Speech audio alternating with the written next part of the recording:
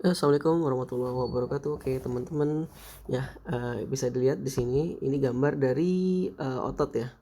Ini gambar dari otot, jadi hari ini kita sedikit akan, menelusurin tentang otot ya, otot pada hewan. Ya, di mana kita tahu otot itu ada 3 macam ya, ada otot, rangka, otot polos, dan otot jantung. Dan ini yang saya gambarkan adalah gambar dari otot, rangka. Oke, kenapa disebut otot rangka? Karena dia menempel di rangka. Ini gambarannya teman-teman ya. Oke, bisa diperhatikan di sini. Bisa dilihat di sini. Jadi ini otot kalau kita telusurin, kita lihat secara mendetail, kelihatan berkas serabut otot di sini. Ya, ini kelihatan ada nukleusnya, di mana otot rangka itu mempunyai nukleus di pinggir dalam jumlah banyak ya. Nukleusnya di pinggir dalam jumlah banyak. Ini dia, nukleusnya di pinggir dalam jumlah banyak, ya kan? Dia punya selaput ya, selaput pembungkusnya. Dan nanti kalau kita telusurin ada satuan serabut otot yang kita sebut dengan miofibril. Mio itu otot, fibril itu serabut.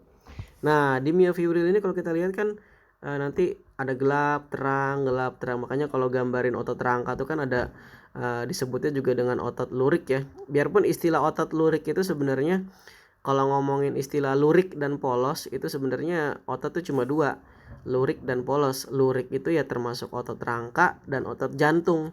Jadi sebenarnya otot jantung itu juga otot lurik, otot yang punya lurik-lurik ya. Kalau polos kan memang polos jelas gitu. Jadi kalau polos kan memang dia kayak gini terus polos gitu. Ini otot polos ya.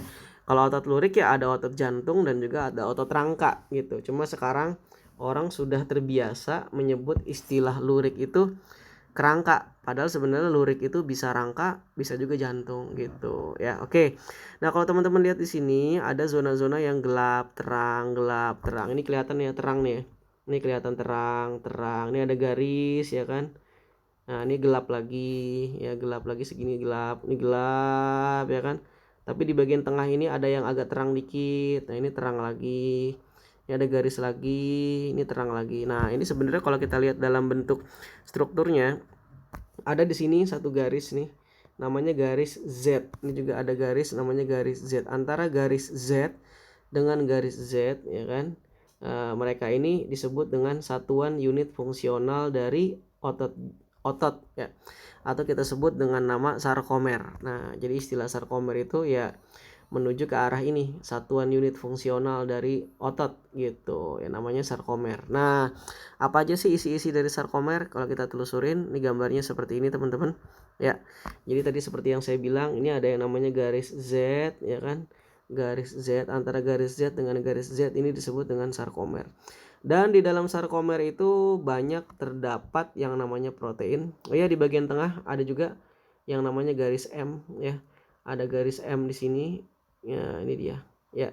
Dan di sini ada dua macam filamen yang terkenal, yang teman-teman pasti tahu. Yang pertama ini namanya miosin, filamen tebal ya kan, atau miosin. Ini juga di sini di gambar ini ditunjukkan ada 4. Ya, ini sederhananya, gambar sederhananya ini miosin. Ya, miosin ya kan. Terus di sini ada filamen tipis namanya aktin. Nah, ini yang warna-warna orange ya. Orange atau kuning ini yang disebut dengan filamen tipis atau aktin. Nah, sebenarnya kalau ngomongin kenapa otot itu bisa berkontraksi, otot itu bisa relaksasi. Jadi salah satu sifat dari otot itu dia bersifat elastis. Elastis itu dia bisa kontraksi, memendek, dan dia juga bisa relaksasi. Nah, yang paling berperan sebenarnya ya dua filamen ini ya. Yang sering dibahas sih sebenarnya dua filamen ini gitu. Nah, kita akan bahas lebih lanjut seperti apa. Oke, kita lihat ya. Oke, ini teman-teman, ini gambar otot yang lagi berkontraksi dan relaksasi. Ini yang bagian atas. Yang bagian atas ini lagi relaksasi ya. Jadi kelihatan di sini. Ini yang warna merah ini adalah miosin. Yang warna merah ini miosin, teman-teman. Yang berwarna merah ini miosin ya kan. Yang berwarna biru ini aktin. Nah, ini garis Z tadi yang saya bilang. Ini garis Z ya kan. Lempeng Z atau garis Z, ini juga garis Z ya kan. Di sini ada aktin ya. Aktinnya ada banyak nih, aktin, aktin, aktin, dan seterusnya. Nah, di sini ada yang namanya miosin, filamen tebal. Tuh teman-teman bisa dilihat di sini. Nah, jadi kita bisa lihat di sini kalau yang namanya yang relaksasi itu ya ini terlihat memanjang ya. Tapi lihat ketika terjadi kontraksi, otot lagi mengeras, otot lagi mengencang, ini yang terjadi teman-teman. Nah, kelihatan. Lihat perbedaannya ya. Jadi semakin pendek jarak antara garis Z itu semakin mendekat. Antara Z kiri dan Z kanan, Z line ini dan Z line yang ini itu semakin mendekat gitu. Kelihatan di bawah nih. Tuh, jadi semakin memendek. Nah, tapi ingat ya teman-teman, posisi dari si aktin posisi dari filamen tebal atau miosin itu tetap di situ, dia tidak berubah. Kita lihat di bawah tuh, filamen miosin itu nggak berubah gitu. Jadi cuma antara garis Z kiri dengan Z kanan itu saling mendekati gitu. Nah, gitu teman-teman ya. Oke. Kalau dilihat di sini mungkin teman-teman dari gambar yang tadi kita bisa mendapatkan kesimpulan. Ini kita bisa menyimpulkan zona-zona yang terang dan gelap tuh yang mana. Jadi di sini ada zona I ya, atau pita I. I itu isotropik ya, isotrop. Ada pita A ya, anisotrop. Ini pita I lagi. Jadi teman-teman bisa lihat di sini, sudah bisa membayangkan, sudah bisa dilogika. Yang terang itu yang I atau yang A. Nah, gampang caranya teman-teman ya. Semakin banyak filamennya, maka dia akan semakin gelap. Semakin sedikit filamennya, dia akan semakin terang. Nah, jadi bisa kita lihat di sini. Kalau dilihat yang mana yang kira-kira gelap dan mana yang kira-kira terang. Nah, kalau dilihat berarti yang antara I dan A ya. Kalau yang I kan udah jelas nih, isi dari zona I, isi dari I itu hanyalah ini ya, hanya garis Z dan juga hanya dari aktin. Jadi isinya ini sama ini kan. Nah, kelihatan di sini otomatis ini lebih terang gitu. Yang A udah otomatis lebih gelap. Kenapa? Ada pita Z, ada filamen ada filamen miosin, ada juga filamen aktin. Jadi otomatis yang pita A atau zona A itu otomatis yang lebih gelap gitu. Jadi itu zona terang, I itu zona terang, A itu zona gelap gitu. Jadi terang, gelap, terang, dan seterusnya. Jadi gitu. Nah, jadi isi dari zona I adalah filamen aktin. Isi dari zona A adalah filamen aktin dan filamen miosin. Nanti kita buat gambarnya. Ya, oke. Jadi gitu teman-teman ya. Dan ingat teman-teman, di daerah tengah ini agak kan ini A itu kan gelap, tapi di daerah tengah ini karena isinya hanya miosin, maka dia agak terang sedikit gitu. Ini kita sebut dengan zona H. Ya, zona H. Zona H ini dimana isinya itu hanya miosin, nggak ada aktin. Jadi dia di antara kegelapan dia agak terang sedikit. Nah, gitu teman-teman. Ya, oke. Sebelum kita berlanjut ke penjelasan berikutnya, ya kan ini kelihatan nih perbedaannya antara yang atas dan bawah ya. Jadi teman-teman bisa membandingkan di sini ketika relaksasi itu zona I-nya dengan kontraksi, zona I-nya berubah ya. Zona I-nya jadi makin pendek. Tapi zona A tidak berubah ya teman-teman ya. Zona A tidak berubah karena patokan dari zona A adalah miosin. Nah, lihat miosinnya kan nggak bergerak. Miosinnya nggak bergerak, otomatis zona A itu tetap. Jadi yang berubah ketika kontraksi dan relaksasi adalah zona I gitu. Nah, zona A-nya nggak berubah. Dan juga zona H teman-teman ya. Karena kan zona H ini kan isinya hanya miosin. Kalau di sini zona H-nya hilang ya. Nah, zona H-nya udah hilang karena antara yang kiri dan kanan tuh sudah menumpuk. Bahkan aktinnya aja udah menumpuk nih. Otomatis zona H-nya menghilang. Jadi yang terjadi perubahan ketika kontraksi dan relaksasi adalah zona I dan zona H gitu. Oke. Ya gitu teman-teman. Sekarang kita coba gambarkan seperti apa. Ya, bentar ya.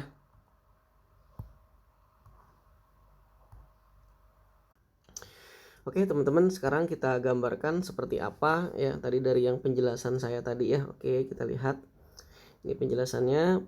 Ini kita anggap, ini kita gambarkan ini garis Z ya. Bentar, saya ulang.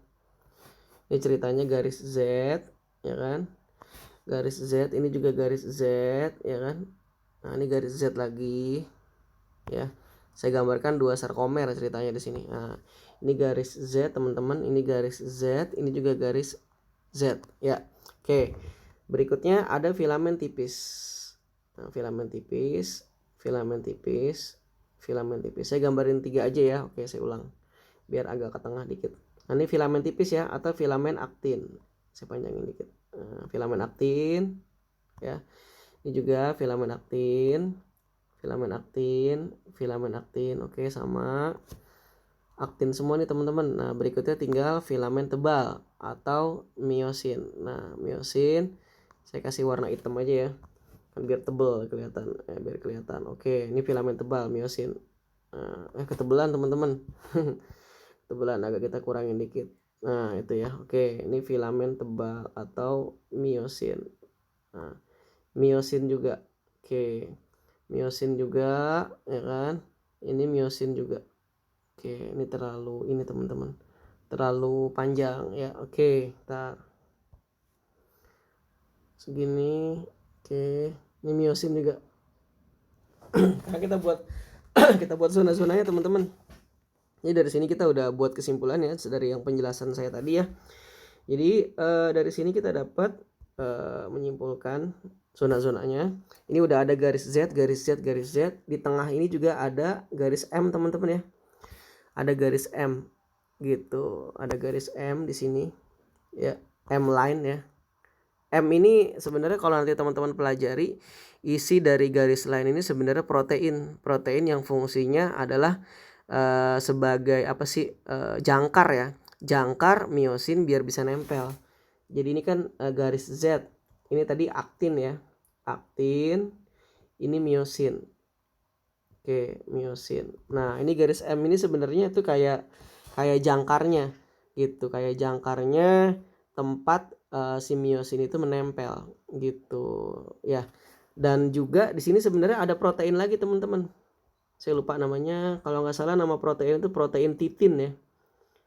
Protein titin ya kalau nggak salah. Nah, protein ini juga sebagai tempat berlekatannya miosin juga gitu. Jadi miosinnya nggak terbang nih teman-teman. Gitu, di tengah dia ada protein yang ada di tengah namanya garis M ya. Di bagian samping juga ada namanya titin, protein titin gitu ya. Oke, di sini berikutnya ini yang tadi saya bilang, ini zona di mana ada aktin dan ada miosin, ini zona gelap atau zona A atau pita A. Ini juga pita A. Sini pita A juga. Oke. A atau anisotrop ya. Nah, yang di bagian sini ini zona terang teman-teman. Isotrop. Nah, gitu. Ini juga isotrop. Nah, gitu. Oke, gitu teman-teman kira-kira. Ada satu zona lagi yang tadi saya jelasin ya. Zona di mana terdapat di zona A atau pita A, tapi dia isinya hanya miosin aja. Namanya zona H gitu, teman-teman. Nah, ini kira-kira penggambarannya seperti ini. Ya, ini yang namanya satu sarkomer dari garis Z ke garis Z atau dari lempeng Z ke lempeng Z. Ini namanya satu sarkomer. Ini juga satu sarkomer. Jadi di sini saya menggambarkan ada dua sarkomer. Sarkomer ya. Oke. Ini juga sarkomer. Oke, gitu teman-teman. Ya. Nah, jadi ketika terjadi kontraksi dan relaksasi teman-teman, itu yang ini kan lagi relaksasi ceritanya. Ketika kontraksi dan relaksasi itu yang berubah cuma dua teman-teman.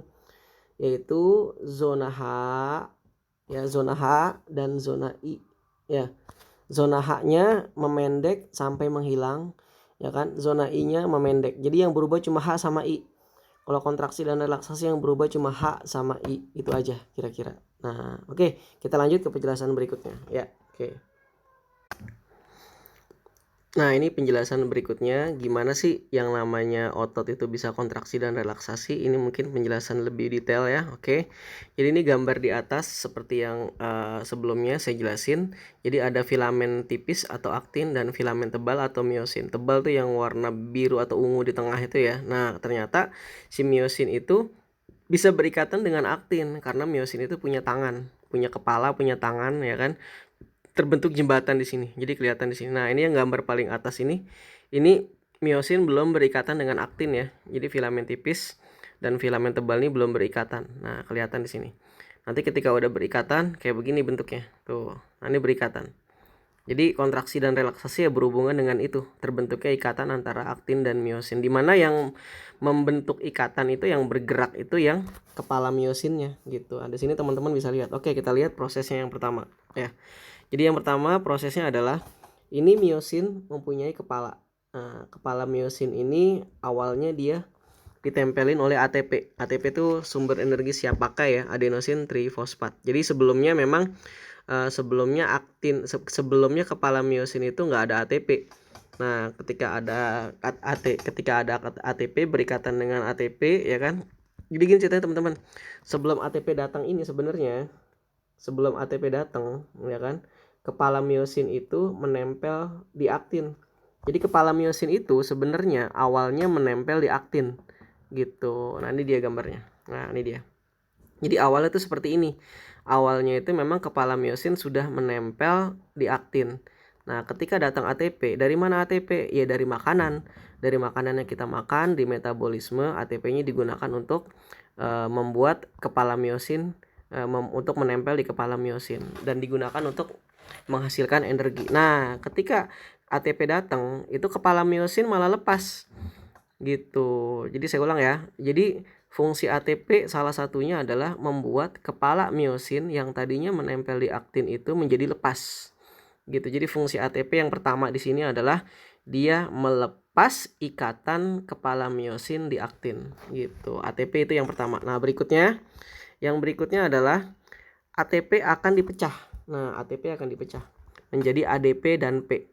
T kan trifosfat, 3 fosfat. Kalau ADP berarti 2 fosfat. Nah, jadi pecah. Nah, ketika ketika ATP dipecah menjadi ADP dan P, logikanya pasti akan dilepaskan energi ya. Jadi energi akan dilepaskan. Gitu. Kan kalau di metabolisme itu ketika ada pemecahan senyawa, maka energi akan dikeluarkan. Nah, akhirnya energi akan dikeluarkan.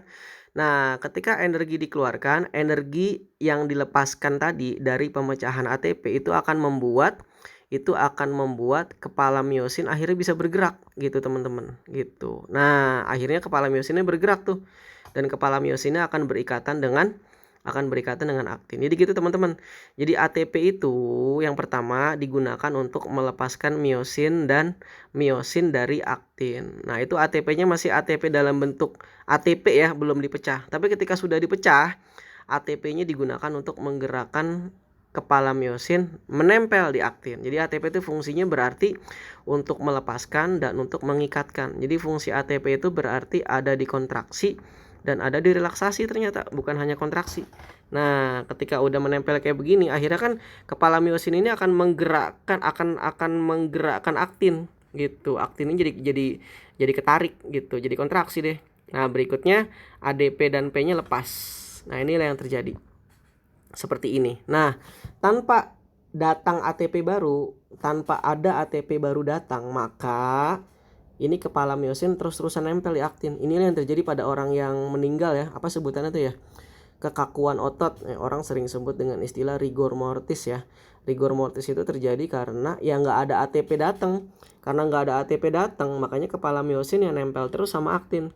Gitu. Kenapa kok orang mati nggak ada ATP datang? Ya kan udah nggak ada metabolisme lagi, otomatis ATP sudah tidak dihasilkan. Jadi itu yang terjadi teman-teman ya. Berarti kontraksi dan relaksasi itu membutuhkan ATP. Cuma bedanya kalau relaksasi membutuhkan ATP murni, tapi kalau kontraksi membutuhkan ATP yang sudah dipecah. Karena dengan dipecah itu energi akan keluar. Oke gitu kira-kira teman-teman. Nah, kita lanjutkan. Oke.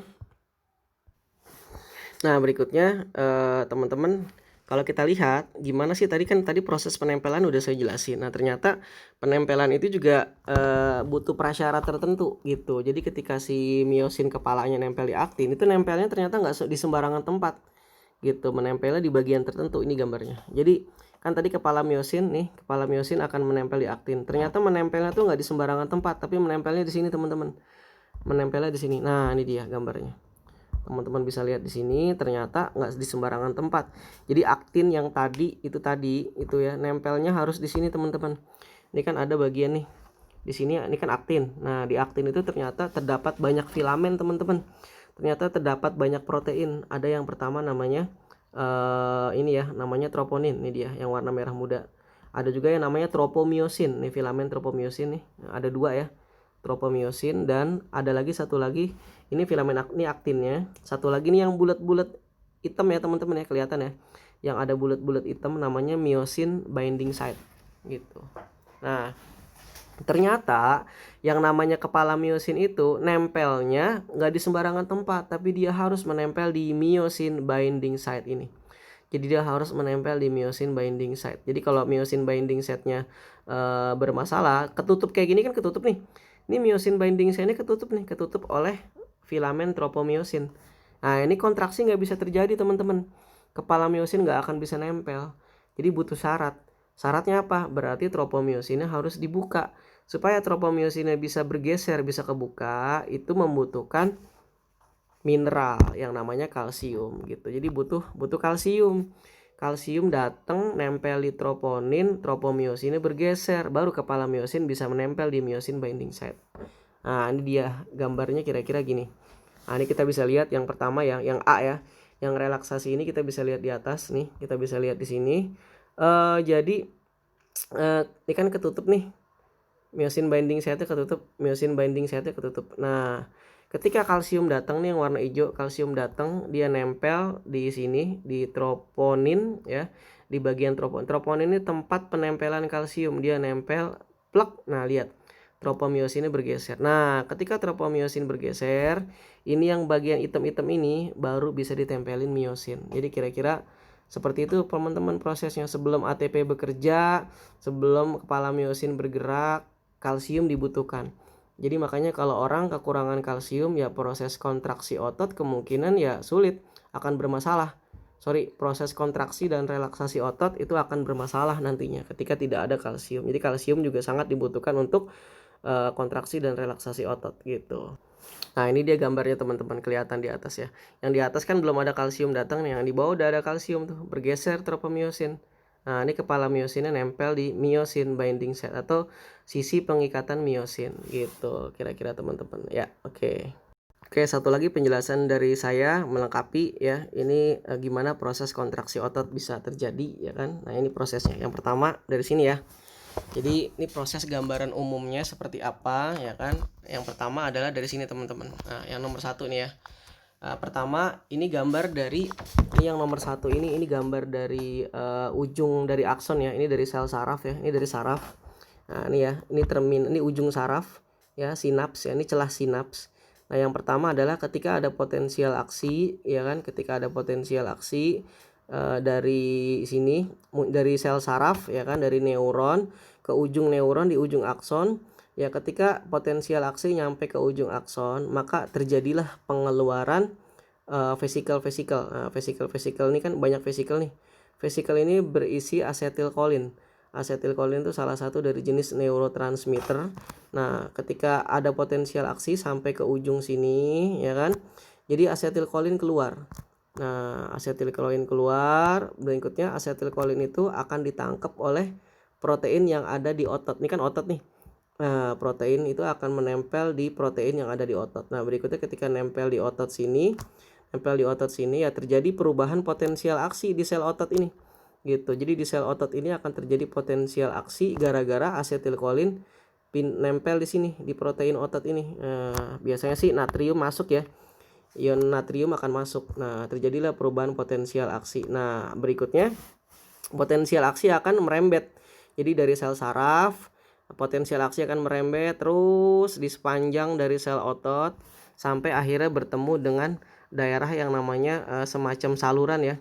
Tubul itu saluran, tubulus transversal. Jadi dia potensial aksi sampai di tubulus transversal, berikutnya masuk ke dalam sel otot, masuk ke dalam dan akhirnya ketemu dengan retikulum sarkoplasma. Kalau di otot namanya retikulum sarkoplasma, retikulum endoplasma yang di otot namanya retikulum sarkoplasma. Nah, ketika nyampe di dalam retikulum sarkoplasma, dia akan mempengaruhi pengeluaran ion kalsium. Nah, akhirnya ion kalsium akan keluar. Nah, ion kalsium keluar, seperti yang tadi kita udah bahas teman-teman, fungsi ion kalsium adalah sebagai inisiator. Jadi ketika kalsium itu masuk ke dalam sel otot, kalsium akan menempel tadi di mana? Di troponin. Nah, troponin nempel di troponin, akhirnya tropomyosin bergeser. Akhirnya karena tropomyosin bergeser, kepala myosin bisa menempel dan terjadilah kontraksi otot. Nah, kira-kira prosesnya begitu teman-teman. Ya, ini kalau gambaran umumnya seperti ini. Oke, untuk proses kontraksi otot semoga bermanfaat. Ya, terima kasih. Assalamualaikum.